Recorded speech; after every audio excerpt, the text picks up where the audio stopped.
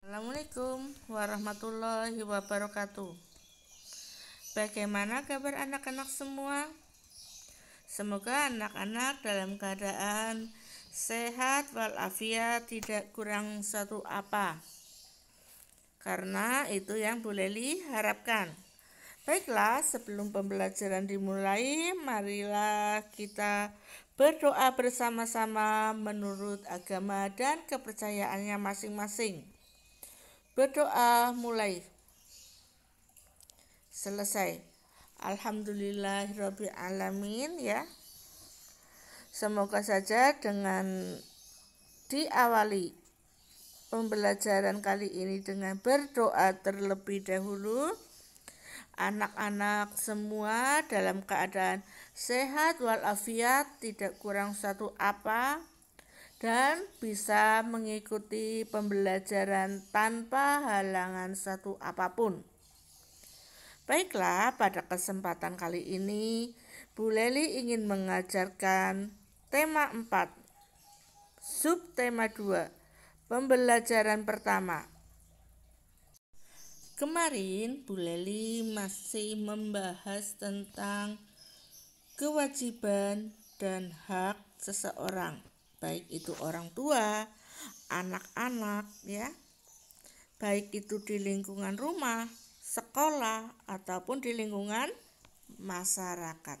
Semua orang mempunyai hak dan kewajiban sesuai dengan porsinya masing-masing ya.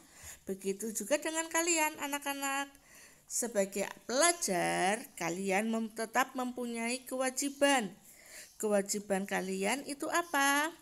Ya, kewajiban anak-anak di sekolah yaitu adalah diantaranya belajar. Apapun kesulitannya, masalah apapun yang dihadapi ketika dalam pembelajaran harus kita selesaikan bersama-sama, karena itu adalah kewajiban anak-anak, yaitu menuntut ilmu. Sebenarnya masalah itu apa sih? Masalah adalah segala sesuatu yang harus diselesaikan. Bagaimana cara anak-anak menyelesaikannya? Anak-anak bisa bertanya terhadap bapak dan ibu guru di sekolah. Begitu juga sebaliknya, ketika anak-anak berada di rumah, anak-anak bisa bertanya terhadap orang tua. Apabila anak-anak sedang mengalami kesulitan mengerjakan tugas di rumah, apalagi seperti sekarang di musim pandemi, anak-anak belajar di rumah. Otomatis ketika mengalami kesulitan dalam pembelajaran, anak-anak minta bimbingan dan bantuan terhadap orang yang lebih tua, yang lebih bisa, karena kewajiban seorang anak adalah belajar, dan belajar itu tidak mengenal tempat, baik itu di rumah ataupun di sekolah. Apalagi sekarang di musim pandemi, anak-anak belajarnya di rumah. Otomatis anak-anak minta didampingi orang tua ketika sedang belajar. Soal cerita.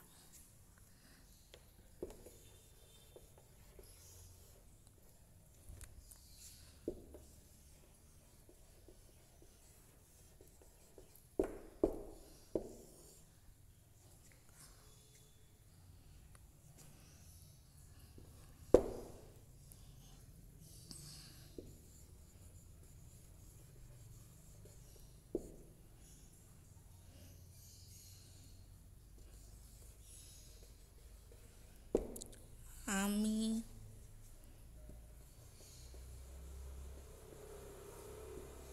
mempunyai 35 bunga. mawar.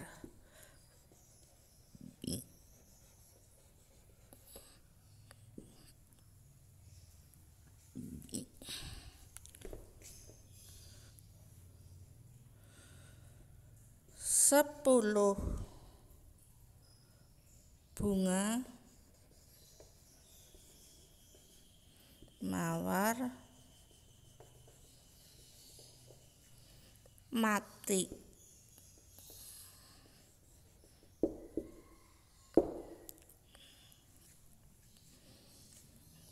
Pertanyaannya,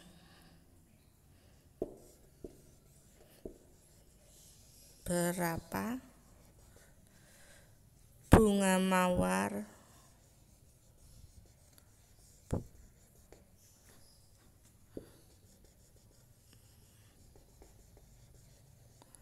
yang masih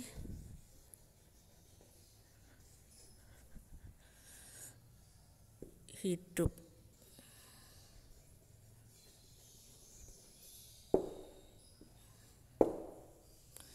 Mawar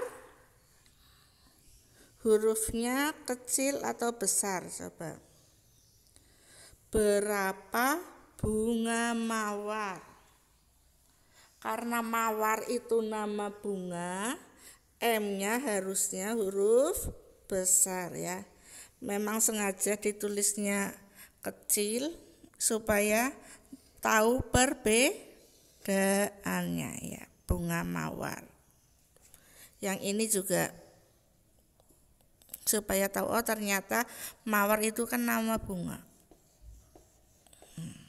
Jadi ditulis huruf besar M-nya meskipun berada di akhir kalimat atau di tengah-tengah kalimat.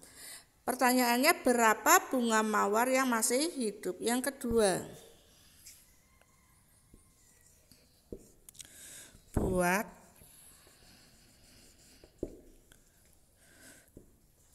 tiga kemungkinan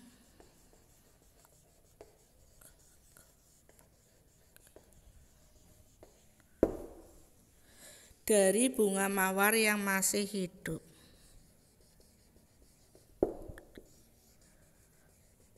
Bunga mawar ya, langsung aja yang masih hidup.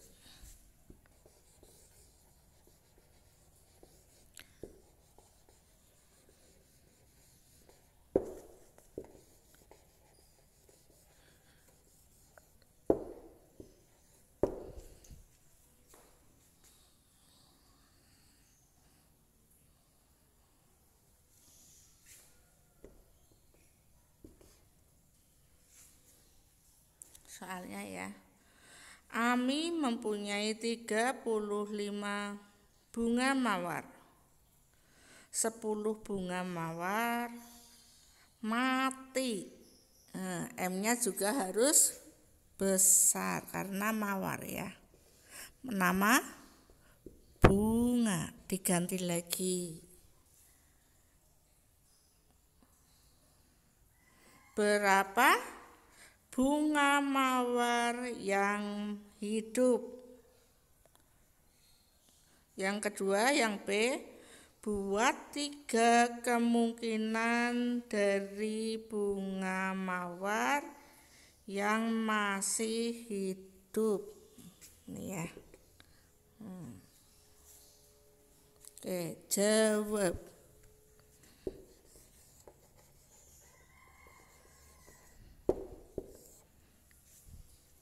Banyaknya bunga mawar di sini berapa? 35. 35 yang sudah mati 10 ya. 10 bunga mawar ya. Ya. 10 bunga mawar mati. Dikurangi. Jadi nanti sisanya yang masih hidup tinggal berapa? 5. 3 dikurangi 1 berapa? 2. 25 bunga yang masih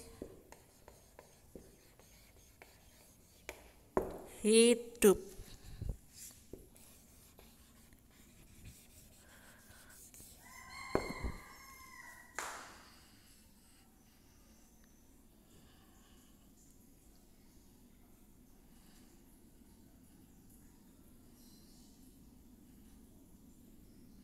Terus membuat beberapa kemungkinan, membuat 3 kemungkinan. Bagaimana contohnya? Ya, ini yang A. Yang B, 3 kemungkinan. Tapi 25 ya, sama dengan 25. Kemungkinan pertama 10, 15. Terus kemungkinan kedua 25. Kemungkinan ketiga bisa 12 ditambah 13. Ya enggak? Ini kan sama dengan tetap 25.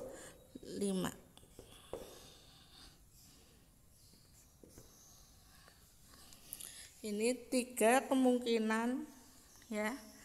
3 kemungkinan yang masih hidup. Yang masih hidup adalah 25.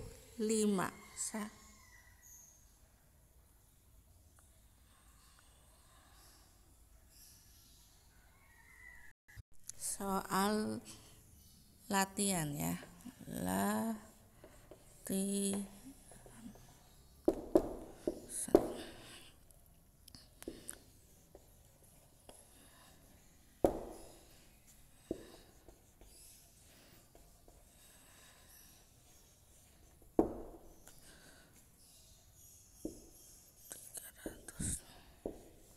Butir telur.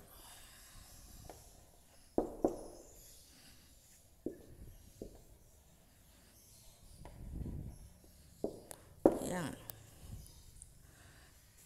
Lina membeli 327 butir telur.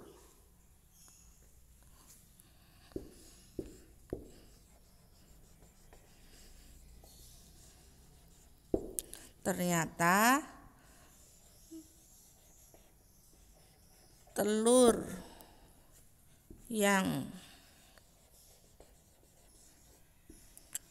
dibeli Lina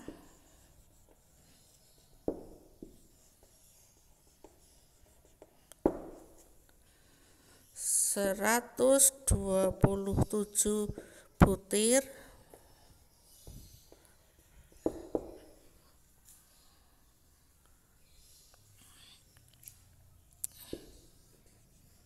busuk. Pertanyaannya, berapa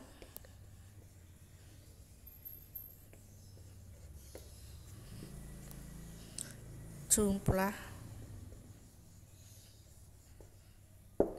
telur yang masih utuh?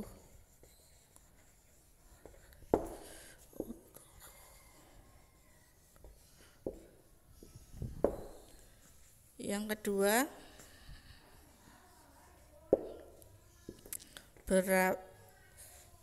sebutkan 3 kemungkinan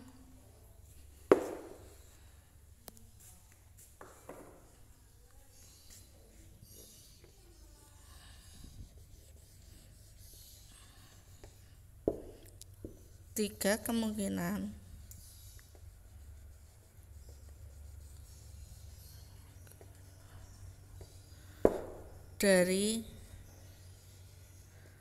telur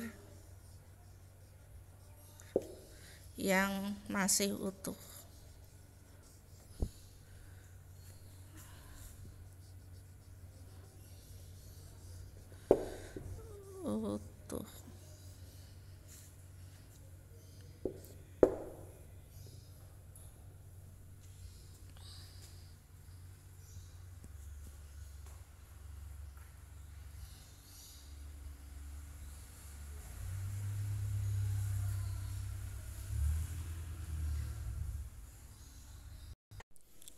Soal kedua, sebutkan